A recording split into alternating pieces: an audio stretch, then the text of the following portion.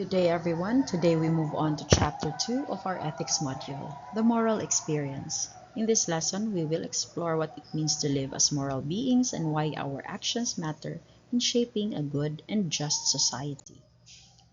By the end of this lesson, we should be able to first identify the two elements of moral experience, second, explain the nature of banned or prohibited acts, and third, distinguish the two parts of moral experience. In Module 1, we discussed ethics, morality, and the difference between moral and non-moral standards. This time, we go deeper into the experience of morality itself. We often ask questions like, am I really good? Why do I still commit wrong actions? Why must I care for others even when they are difficult to deal with? These questions lead us to reflect critically, and that reflection is at the heart of ethics. The moral experience has two important elements, the moral agent and the moral act. The moral agent is the doer of the act. Only humans with their ability to reason can make moral judgments. The moral act, the deed itself. Each act is judged based on object, who or what is affected, the intention, the motive behind the act, and situation, the context in which it occurs. Let's take an example. Suppose you steal a classmate's pen before an exam because you can't afford to buy one. Here's how we judge it. The act is stealing. The object is your classmate. The intention is to pass the exam. The situation is your lack of money.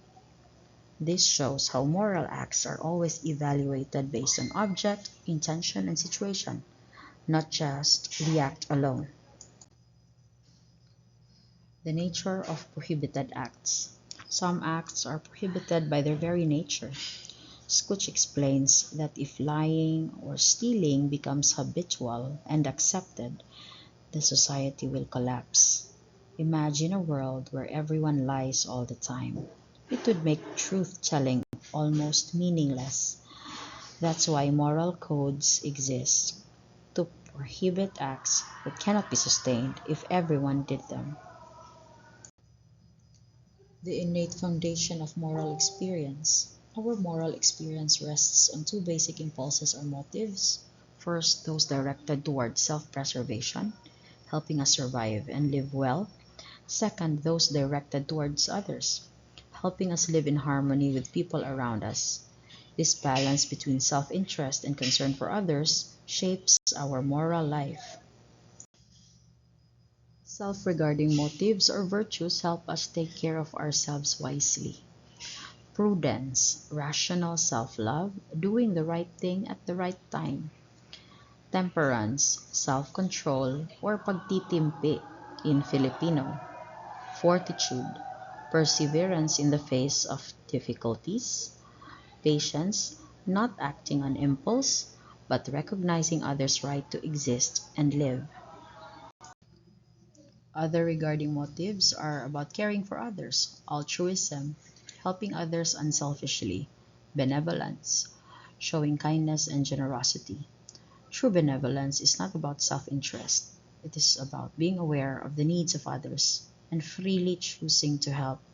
That's why forgiveness, though very difficult, is a deep expression of benevolence. To summarize, moral experience is composed of the moral agent and the moral act. Prohibited acts are forbidden because they destroy social harmony. And finally, morality is anchored both on self-regarding virtues and other regarding virtues. In the end, our moral experience challenges us to balance our personal well-being with our responsibility to others.